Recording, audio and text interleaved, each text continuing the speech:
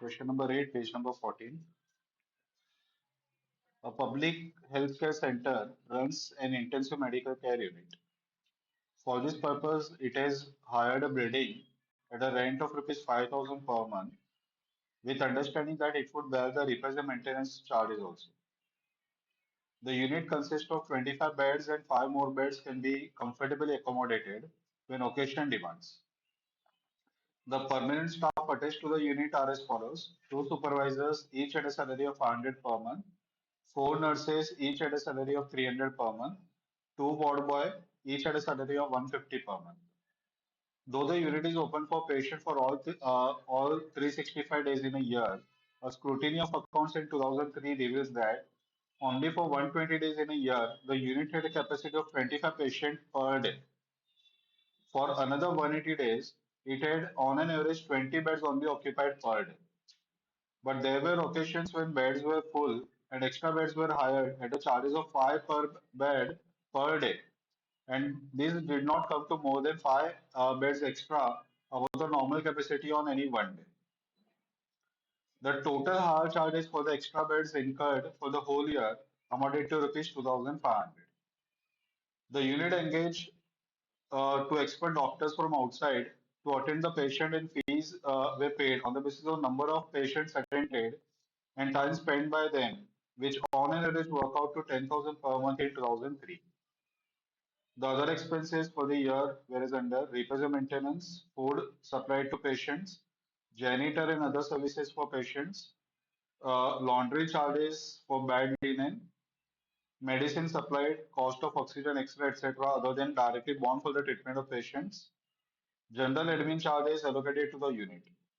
If unit recovered an overall amount of 100 per day on an average from each patient, what is the profit per patient day made by the unit in 2003? The board wants to work on the budget for 2004, but the number of patients during requiring intensive medical care is very uncertain factor. Assuming the same revenue and expenses prevail in 2004, in the first instance, work out the number of patient days required by the unit to break even.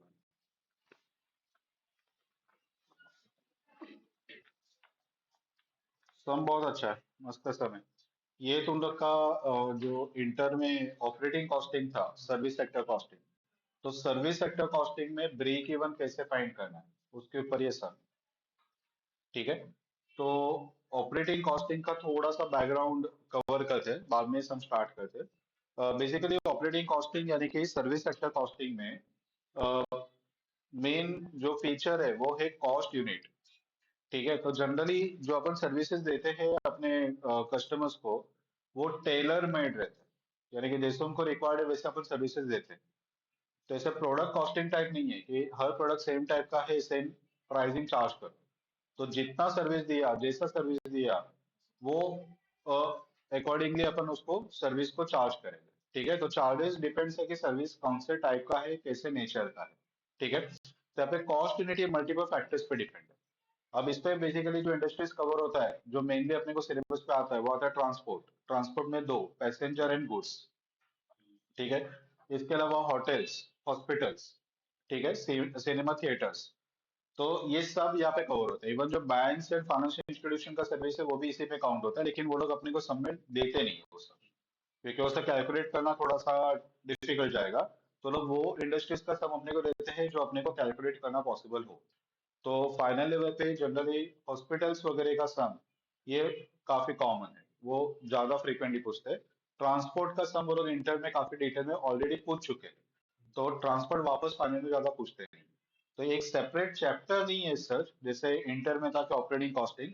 यहाँ पे दोनों को operating के sums अलग अलग chapter में दोनों को दिखाई देंगे, यानी कि आगे भी कुछ चैप्टर्स है कि जहाँ पे इसके सम्स आएंगे। ठीक है। अब ये जो सम है, यहाँ पे हॉस्पिटल का लोग बता रहे हैं। तो हॉस्पिटल में जो चार्जेस वो लोग अपने को चार्ज करते हैं, ठीक है, वो कैसे रहता है।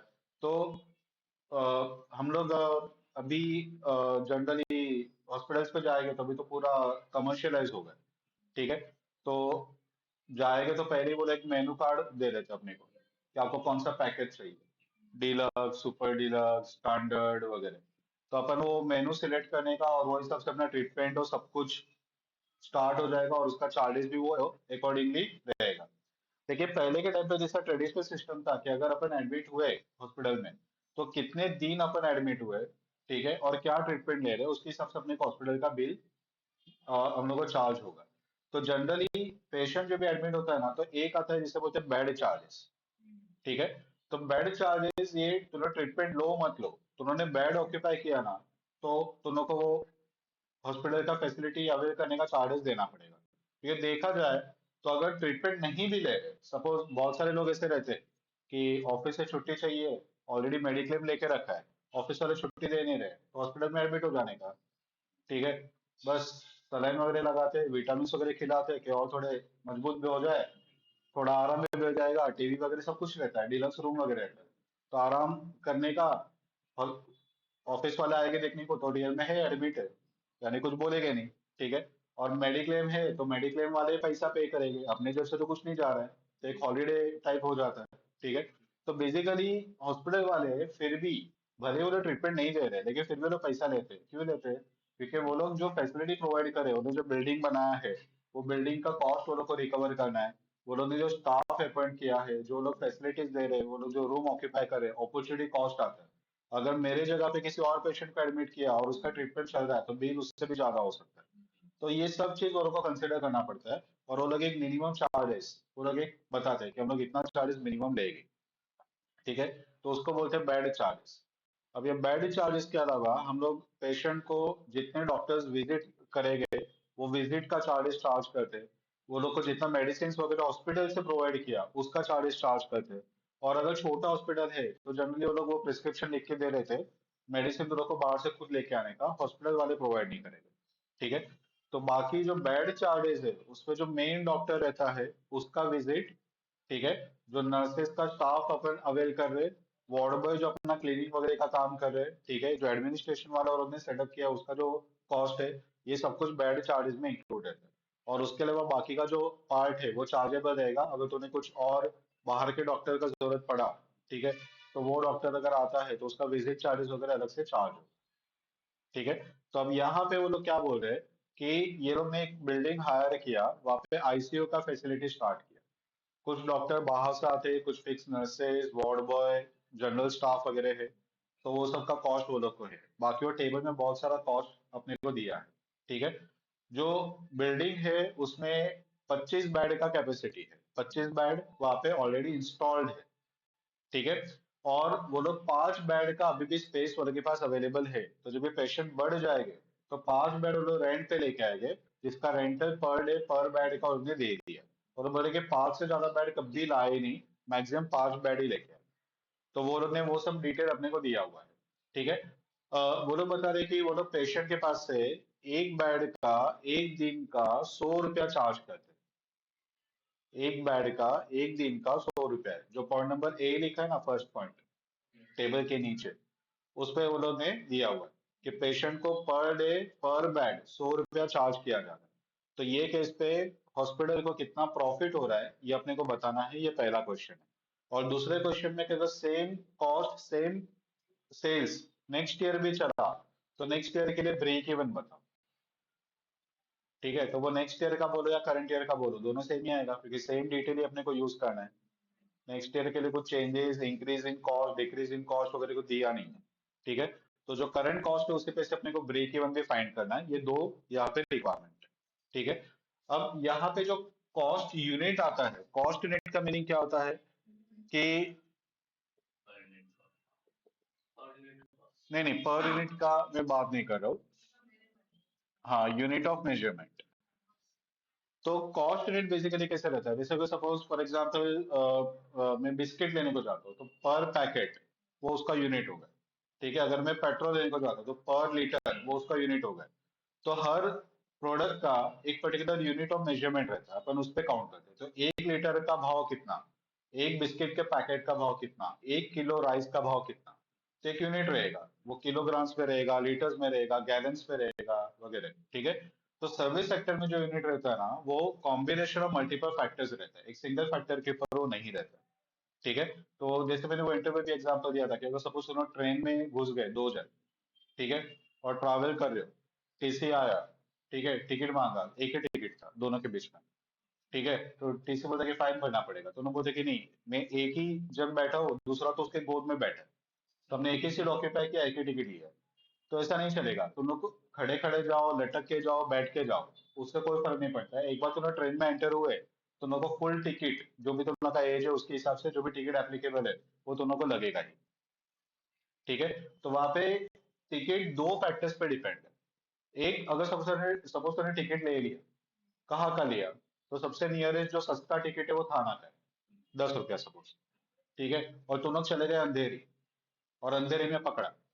ठीक है, तो टिकट बता तुम लोगों ने, तो वो थोड़ी तुम लोग को छोड़ने वाला है, क्योंकि टिकट तुमने कहाँ तक लिया, थाना, ट्रैवल कहाँ तक करियो, अंधेरी। तो तुम लोग का टिकट डिपेंड है कि तुम लोग कितना डिस्टेंस कवर करते हो, और दूसरा, तुम लोग का टिकट डिपेंड है कि कितने पैसेंजर ट्रैवल करते हो। तो जितने पैसेंजर है और जितना डिस्टेंस कवर करे हो, वो सभी का टिकट तुम लोग को लेना ही पड़ेगा। हाँ, समझ गए। तो दो टिकट दादर का है। ठीक है, और मैं अकेला चला गया अंधेरी, अंधेरी में पकड़ा, मैंने देख दादर का दो, यानी कि इक्विवेलेंट टू मोर देन अंधेरी। ठीक है, तो नहीं चलेगा, मीन्स जो डेस्टिनेशन है वहां तक का डिस्टेंस और कितने पैसेंजर है, वो दोनों फैक्टर्स कंसिडर होगा। ठीक है, तो वहां पे तुम लोग का जो फेयर है, वो तुम लोग का पैसेंजर किलोमीटर पे कैलकुलेट किया जाएगा, गुड्स ट्रांसपोर्ट में कैलकुलेट किया जाएगा टन किलोमीटर्स में। तो वैसे हॉस्पिटल्स के लिए क्या कैलकुलेट होगा, तो यहाँ पे कैलकुलेट होगा पेशेंट डेज, यानी कि कितने पेशेंट कितने दिन के लिए, ठीक है, एडमिट हो रहे हैं, उसके ऊपर वो डिपेंड है। यानी कि अगर सपोज दो फैमिली में दो जन एक ही साथ एडमिट हुए, और बोलते हैं कि हम लोग एक ही बेड पे एडजस्ट कर लेंगे, ठीक है, तो फिर चार्जेस दोनों का लगेगा, भले ही बेड एक ही ऑक्यूपाई करे, अलाउ ही नहीं करते वो बात अलग है, लेकिन वर्स्ट सिचुएशन अगर ऐसा सोचा, ठीक है, तो भी हॉस्पिटल वाले दोनों पेशेंट का पैसा लेगा, यानी कि नंबर ऑफ पेशेंट पे डिपेंड है। और पहला पेशेंट सपोज 2 दिन में डिस्चार्ज हो गए, और दूसरा पेशेंट डिस्चार्ज हुआ 10 दिन के बाद, तो भी दोनों का जो टोटल जो चार्जेस रहेगा वो अलग अलग रहेगा, क्योंकि जो 2 दिन में डिस्चार्ज हुआ उसका चार्जेस कम रहेगा, कितने दिन के लिए एडमिट हुआ और कितने पेशेंट एडमिट हुए, उसके ऊपर कलेक्शन डिपेंड है। तो यहाँ पे कंसेप्ट आता है पेशेंट डेज, या तो एक बेड पे एक पेशेंट है तो बेड डेज भी बोला तो भी चलेगा, दोनों सेम है। ठीक है, तो पेशेंट डेज या बेड डेज, इसके ऊपर ये पूरा वर्किंग अपना डिपेंड है। अब तुम लोग को क्वेश्चन रीड करना है, ठीक है, और उस पे क्या क्या कॉस्ट दिया हुआ है, वो कॉस्ट को क्लासिफाई करना है इन वेरिएबल एंड फिक्स कॉस्ट। ठीक है, ये पहला पॉइंट है। और जब पेशेंट डेज का डिटेल आएगा वहां पे अपन वर्किंग भी करते जाएंगे। ठीक है, तो स्टार्टिंग से रीड करना स्टार्ट करते हैं। चल, पहले पैराग्राफ में क्या बोला है कि it is hired a building at a rent of 5,000 per month with the understanding that it would bear the repairs and maintenance cost charges also. So 5,000 per month. Fixed or variable? Fixed. The unit consists of 25 beds and 5 more beds can be comfortably accommodated when occasion demands. The permanent staff attached to the unit are supervisor, nurses and ward boy. Bata. Fixed. The unit is open for patient for all 365 days in a year. Scrutiny of accounts in 2003 reveals that only for 120 days in a year, the unit had a capacity of 25 patients per day. And for another 180 days, it had on an average 20 beds on the occupied per day. ठीक है, अब ये सब पूरा patient days से related information बता रहे हैं। ठीक है, तो बोले कि 120 डेज के लिए पूरा 25 बेड ऑक्यूपाई हुआ था, यानी कि पूरा हॉस्पिटल फुल था। 180 डेज के लिए सिर्फ 20 बेड ही ऑक्यूपाई हुए। ठीक है, तो 120 डेज के लिए हम लोग का यहाँ पे पेशेंट डेज का कैलकुलेशन चल रहा है, यानी कि पेशेंट मल्टीप्लाइड बाय डेज। तो नंबर ऑफ पेशेंट कितने, 25। ठीक है, कितने दिन के लिए, 120 डेज। ठीक है, तो कितने पेशेंट डेज हो गए, 3,000। ठीक है, आगे लोग बता रहे हैं कि for 180 days it had on an average 20 beds on the occupied per day. 180 दिन के लिए 20 बेड ऑक्यूपाई हुए 180 डेज के लिए। ठीक है, but there were occasions when beds were full and extra beds were hired at a charge of 5 per bed per day. and this did not come to more than 5 beds extra above the normal capacity of any one. The total hire charges for extra beds incurred for the whole year amounted to rupees 2,500. अब यहाँ पे ना कुछ loop holes रह गए information में। Loop holes ये है कि उन्होंने बताया कि 120 डेज के लिए 25 बेड का, 180 डेज के लिए 20 बेड का, तो ये दोनों मिला के होता है 320। ठीक है, तो 65 डेज जो बीच पे रह गए उसमें क्या हुआ?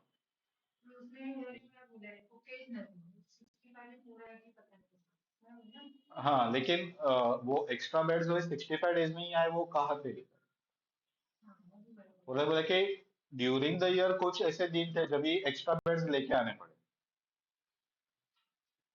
तो वो 65 डेज जो बच गए तब भी एक्स्ट्रा बेड्स आए क्या, ये मेरा क्वेश्चन है।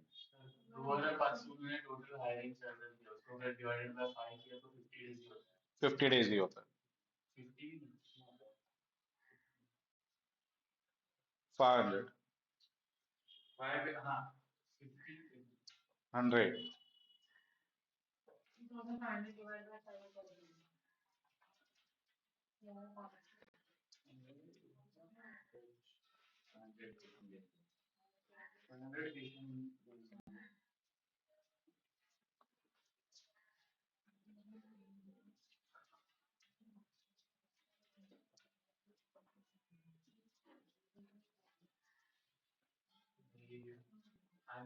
कुछ हो रहा है मैच? नहीं हो रहा। सुनो, वो लोग क्या बोल रहे हैं कि 5 बेड एक्स्ट्रा लेके आते वो लोग, कितने दिन के लिए ये नहीं पता है अपने को। एक बेड का एक दिन का 5 रुपए का चार्जेस है, ठीक है, और वैसे उन्होंने पूरे साल में 2,500 रुपीज पे किया। तो सपोज फॉर एग्जाम्पल 5 बेड वो लोग अगर सपोज 10 दिन के लिए लेके आए, ठीक है, तो 50 बेड का चार्जेस देना पड़ेगा इंटू 5 रुपया। ठीक है, ये टोटल चार्जेस होगा, यानी कि 250 रुपीज हो रहा है। तो वैसे हमने 250 की जगह पे पूरे साल में 2,500 पे किया, तो कितने दिन का रहेगा ये अपन निकाल सकते हैं ना। तो डेज कितना रहेगा? 2,500 डिवाइड बाय 5 × 5, ठीक है, यानी कि 100 डेज।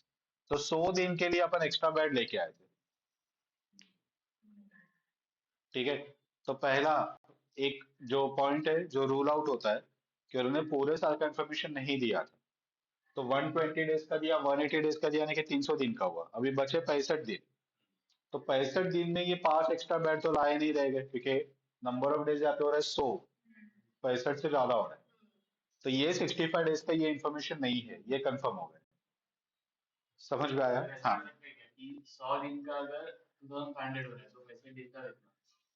देखिए उसमें नंबर ऑफ बेड्स बढ़ जाएंगे ना। अगर तो 65 दिन पकड़ा, सपोज मैं 65 डेज लेता हूँ, कितना बेड बैलेंस फिगर रखता हूँ, ठीक है, और 5 रुपया ये तो कंफर्म है ना। तो 2,500 अगर गिना तो कितना बेड आएगा? तो 2,500 डिवाइड बाय 65 इंटू 5, 325 बेड्स। नहीं 325 नहीं है, डिवाइड बाय 5 और कर 7.69।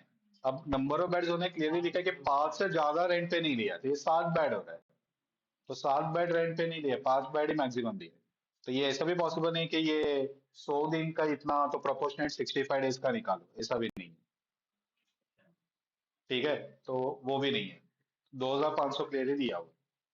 तो यहाँ पे ना इंफॉर्मेशन थोड़ा सा इनकम्प्लीट होने दिया है, ठीक है। सम काफी पुराना है, अगेन सीए सीए में दोनों का एग्जाम प्रॉब्लम है, दोनों के मॉडल में भी दिया हुआ है। तो काफी बोलते हैं ना कि अच्छा और पुराना एपिक सर ऐसा बोल सकते हैं। अभी पॉइंट ये है कि उन्हें जो 65 डेज का इंफॉर्मेशन नहीं दिया ना, उसको अपन क्या एज्यूम करें कि वहां पे 25 बेड पूरा ऑक्यूपाइड था, या 25 से कम था, या 0 बेड था, ये अपने को एज्यूम करना है, ठीक है। अब उन्होंने क्लियरली बोल दिया कि 120 दिन के लिए 25 बेड ऑक्यूपाई था, तो अगर 65 डेज के लिए भी 25 बेड ऑक्यूपाई रहता, तो लोग ऐसा वाला क्यों बोलते हैं कि 120 के लिए 25, 65 के लिए भी 25, डायरेक्ट ऐसे बोलेंगे ना 185 के लिए 25, ठीक है। तो ऑटोमेटिकली जो रिमेनिंग 65 डेज है, तो भी अपने को जीरो ही गिनना पड़ेगा, क्योंकि लेस देन 25 रहेगा तो कितना गिने, 22 गिने, 18 गिने, 15 गिने, 10 गिने, कितना गिने, ठीक है। वो रैंडमली अपन एज्यूम नहीं कर सकते। तो इसीलिए हम लोग एज्यूम करेंगे कि जो 65 डेज का इंफॉर्मेशन नहीं दिया तभी हॉस्पिटल में कोई पेशेंट नहीं थे। ठीक है, तो 65 डेज के लिए नील। एग्जाम में ये लिखना नहीं है, तो लोग को याद रहे इसके लिए मैं लिख रहा हूं। ठीक है, तो जीरो बेड ऑक्यूपाई हो रहा है 65 डेज के लिए। ठीक है, तो वो जीरो आ रहा है, ये अपना एजम्पशन है। ठीक है, अब पॉइंट अगेन वही आके अटकता है कि ये एक्स्ट्रा बेड कभी लाए रहेगा। तभी पूरा साल का इन्फॉर्मेशन अपने पास है ना, 120 दिन के लिए 25 था, 180 के लिए 20 था। और जब ये 20 बेड ऑक्यूपाइड है, 5 बेड ऑलरेडी खाली है, तो एक्स्ट्रा बेड क्यों लेके आएगा? और यहाँ पे तो जीरो है, डॉक्टर वेट कर रहा है कि पेशेंट आए, मैं फ्री बैठा हूँ, आज का इनकम नहीं हुआ है। ठीक है, तो यहाँ पे भी एक्स्ट्रा बेड लाने का कोई सवाल नहीं आता है। तो एक्स्ट्रा बेड कभी रहेगा जब भी ऑलरेडी ये 25 बेड फुल हो चुका है, तब भी एक्स्ट्रा बेड लाए रहेगा। यानी कि ये 120 दिन में 100 दिन ऐसे रहेंगे कि जब भी एक्स्ट्रा बेड आया रहेगा। अभी समझा? ठीक है, तो एक्स्ट्रा बेड का हम लोग को बेसिकली वर्किंग क्या चाहिए? Number of bed into number of days into ₹5, तो वो 2500 रुपया होता है। और अपन यहाँ पे जो कैलकुलेशन कर रहे हैं वो पेशेंट डेज का कर रहे हैं। तो ये पेशेंट, ये डेज, यानी कि ये अपने को चाहिए ना, यानी कि ₹5 नहीं चाहिए, तो क्या करेंगे? Patient days equal to 2500 divide by 5, तो पेशेंट डेज आ जाएगा ना। इसको मैं वहां पे लेके जाऊंगा। ठीक है, तो 2500 डिवाइड बाय 5,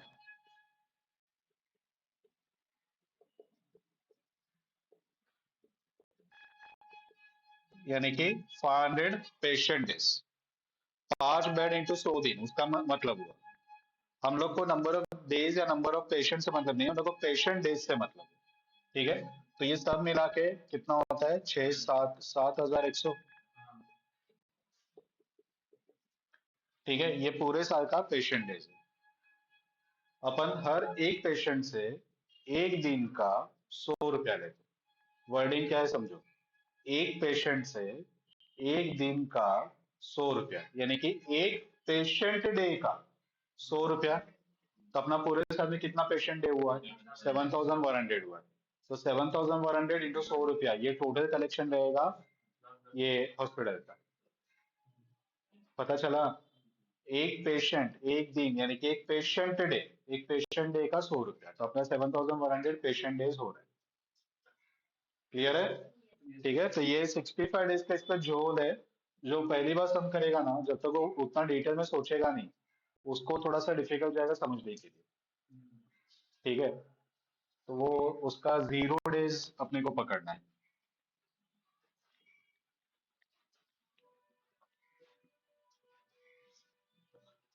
चलो अभी आगे क्या बता रहे देखते हैं। हाँ, अब ये जो 2,500 पे किया, ये भी एक वन ऑफ द कॉस्ट है ना, तो इसको भी अपने को कॉस्ट स्टेटमेंट में लेना पड़ेगा। वेरिएबल या फिक्स? वेरिएबल। ठीक है, नंबर ऑफ पेशेंट पे डिपेंड है, नंबर ऑफ बेड पे डिपेंड है, और नंबर ऑफ डेज पे डिपेंड है, फिक्स नहीं। आया समझ में? हॉस्पिटल में फिक्स वेरिएबल कैसे डिसाइड होगा? जो भी पेशेंट के नंबर ऑफ पेशेंट के ऊपर जो कॉस्ट डिपेंड है, वो आएगा वेरिएबल। और जो टाइम पीरियड पे डिपेंड है, 1 महीना हुआ पे करना ही पड़ेगा, पेशेंट कितने भी रहे। ठीक है, वो आएगा फिक्स। आया समझ में? चलो, the unit engaged to expert doctors from outside to attend the patient, and the fees were paid on the basis of number of patients attended and the time spent by them, which on an average work out to 10,000 per month in 2003. बता, fix या variable?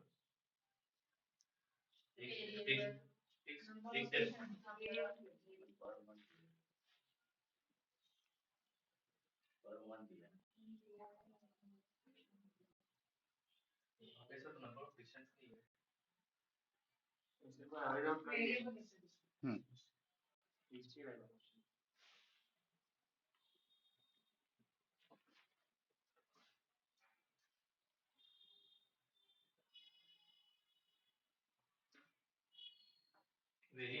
Variable.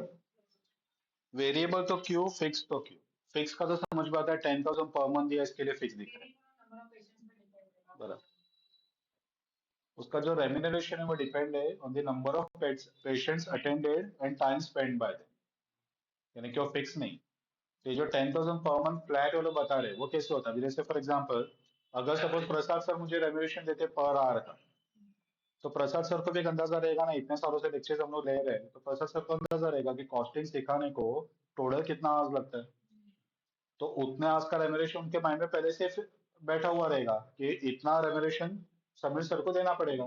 ठीक है, तो उसको अगर month में divide किया तो पर मंथ का मिल जाएगा, लेकिन उसका मतलब ऐसा नहीं कि तो मुझे पर मंथ दे रहे हैं, नंबर ऑफ आवर्स पे दे रहे हैं। अगर कोई महीने में नंबर ऑफ आवर्स कम हुआ तो रेम्यूनरेशन कम आएगा, कोई महीने में ज्यादा होगा तो ज्यादा आएगा। लेकिन अपन एवरेज कैलकुलेट कर सकते हैं। एवरेज 10,000 दिया, फ्लैट 10,000 नहीं बोला। पता चला? अगर फ्लैट 10,000 रहेगा तो बनेगा फिक्स, लेकिन ये फ्लैट नहीं है। क्लियर है ना? चलो आगे क्या बता रहे हैं, देखते हैं। Other expenses, repairs and maintenance बताओ। Fix. Food supply to patients, variable. तो ना, तो फिक्स वेरिएबल के लिए जैसे मैंने गाइड किया वैसे, कि जो पेशेंट्स पे डिपेंड है वो वेरिएबल, ठीक है, बाकी का फिक्स। तो food supply to patient, obviously जब भी पेशेंट रहेगा तब भी फूड का कॉस्ट इंकर होगा, तो ये variable. Janitor other services for patients, janitor यानी कि वो जो क्लीनिंग का इक्विपमेंट्स वगैरह रहता है ना, वो बड़े बड़े हॉस्पिटल्स में रहता है कि वो हाउसकीपिंग का वो मशीन रहता है, वो चक्कर घूमते रहता है, ऑटोमेटिकली मशीन क्लीन करता है सब फ्लोर वगैरह, तो वो आएगा fix. Laundry charges for bad linen, variable, बराबर।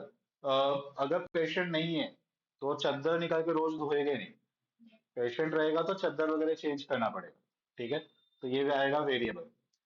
Medicine supplied, variable. Cost of oxygen, x-ray etcetera other than directly borne for the treatment of patients.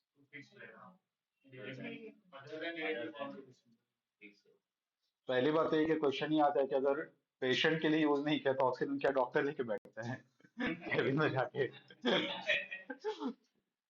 तो वो लोग बोले कि कॉस्ट ऑफ ऑक्सीजन, एक्सरे वगैरह, लेकिन ये ट्रीटमेंट के लिए यूज नहीं किया, यानी कि उसका रेंटल रहेगा, उसका डेप्रिसिएशन रहेगा।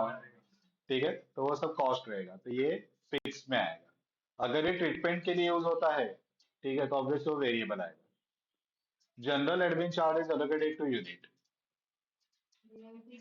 फिक्स। एडमिन 99% फिक्स में ही आता है, उसमें वेरिएबल कंपोनेंट जनरली कभी कुछ रहता नहीं।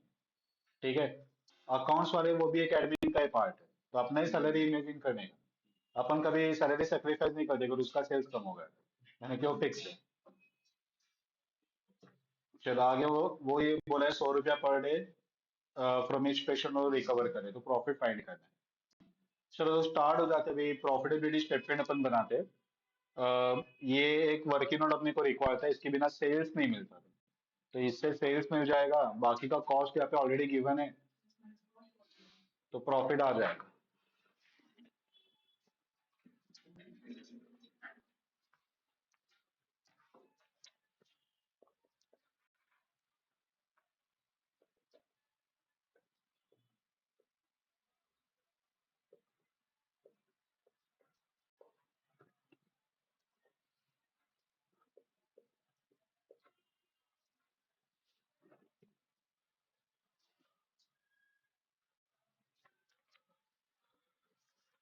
ओके, क्लासिफिकेशन जनरली अपने को देना पड़ेगा, वेरिएबल एंड फिक्स कॉस्ट। तो वेरिएबल कॉस्ट, फिक्स कॉस्ट, दोनों का ऐड करके आएगा total cost, compared with sales, balance figure आएगा प्रॉफिट। फर्स्ट लाइन से स्टार्ट करते हैं। पहले लाइन में दिया है रेंट, तो हो जाएगा फिक्स में, तो 5,000 पर मंथ है, अपन ये यहाँ पे वर्किंग करें 12 महीने का, तो 60। सेकंड पैराग्राफ पे बोला है 25 बेड है, 5 बेड एक्स्ट्रा आएगा, स्टाफ का सैलरी। तो सुपरवाइजर, दो सुपरवाइजर 500 इंटू 12 महीना, और नर्सेस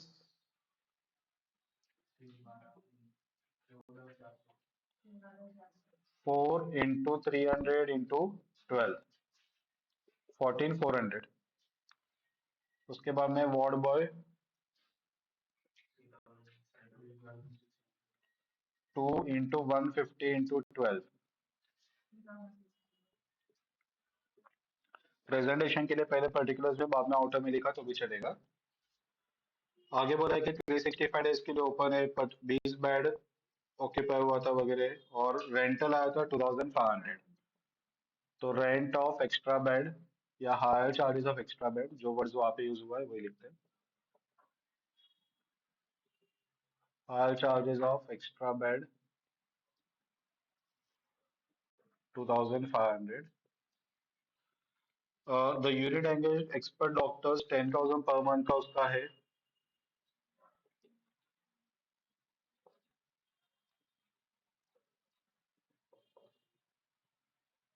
तो 10,000 इंटू 12, 12 महीने का 1,20,000। Other expenses repair maintenance 5,600। क्या? नहीं, वहां पे उन्होंने लिखा है कि रेंट के अलावा it is also agree to pay repair and maintenance charges also. तो रेंट तो अपने को पे करना है, साथ में रिपेयर एंड मेंटेनेंस भी अपने को ही पे करना है। हाँ। हाँ। Food supplied to patient variable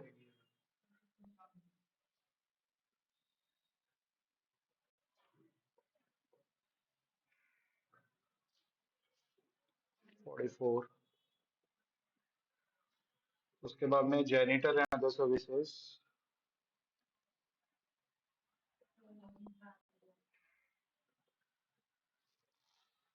12,500।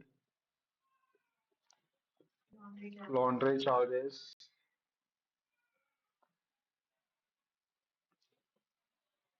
28,000। Medicine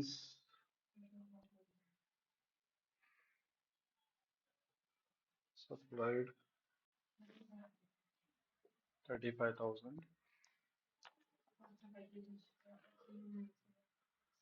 cost of oxygen etc 54,000। General admin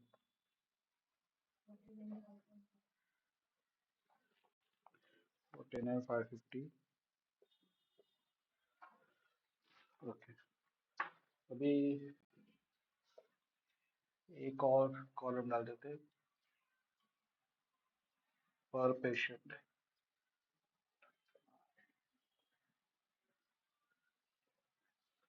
okay, ये टोटल पहले बताओ, वेरिएबल का और फिक्स का। 2,29,500। इसको डिवाइड कर दो by 7,100। 42.32.32 fix cost.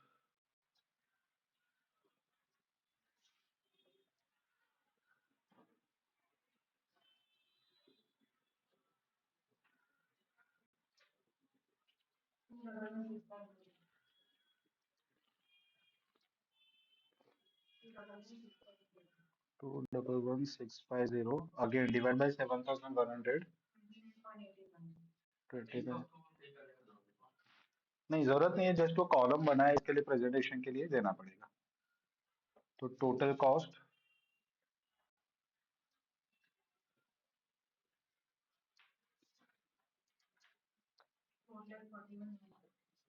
4,41,150 divide by 7,100.13। Okay. जो फीस चार्ज कर रहे हैं वो है 7,100 पेशेंट डेज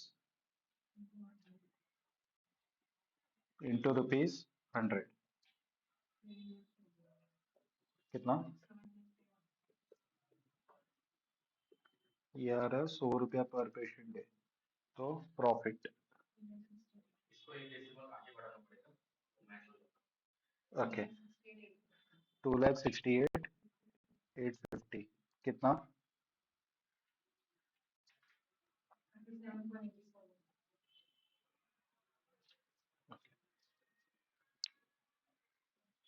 चलो, तो ये अपना profitability statement point number 1 cover हो गया। ये समझ में आया ना? अभी सेकंड क्वेश्चन मतलब पूछ रहे हैं कि ब्रेक इवन फाइंड करो अगर 2004 नेक्स्ट ईयर में सेम कॉस्ट एंड ये कंटिन्यू करेगा।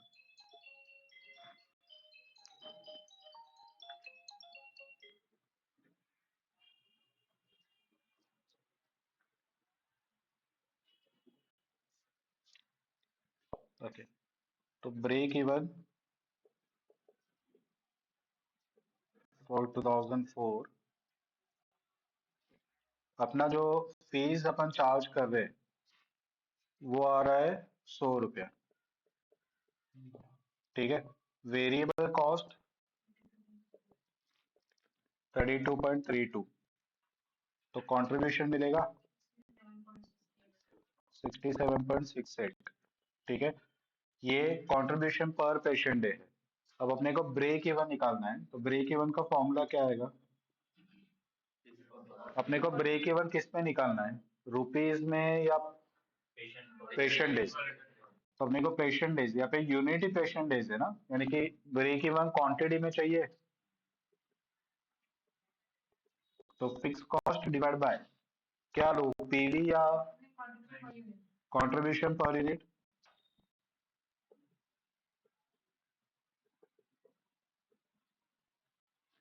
फिक्स कॉस्ट है अपना 2,11,650। ठीक है, डिवाइड बाय कंट्रीब्यूशन पर पेशेंट है 67.68।